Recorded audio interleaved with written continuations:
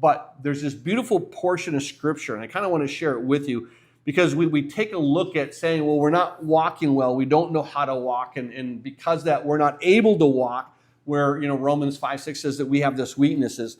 There's a passage in 2 Samuel chapter 4, verse 4, where all of a sudden it's going to refer to David looking for a descendant of Jonathan, but prior to that, it talks about one of Jonathan's sons.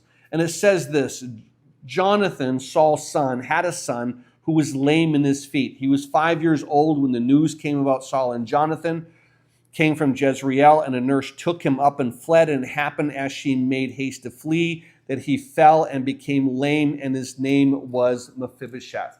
So we have this young kid named Mephibosheth. He grows up, but the problem is that when the nurse came to carry him or was dragging him away, that he falls, and through that he becomes lame in his feet. He doesn't know how to walk. He just can't walk right. But I love what happens, because the Scripture doesn't end there, because in 2 Samuel 9, David says, is there still anyone who's left of the house of Saul, that I may show him kindness for Jonathan's sake?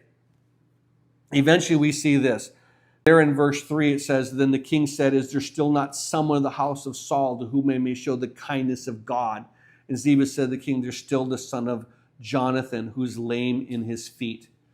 And at this point we see that now he's aware that there is this Mephibosheth. And so he now comes and as he says, all right, I want you to send and get Mephibosheth.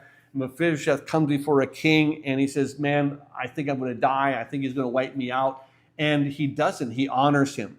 So much so that what it is this, that David comes and he says in verse 7, do not fear, for I will surely show you kindness for Jonathan your father's sake, and I will restore to you all the hand of Saul your grandfather, and you shall eat bread at my table continually.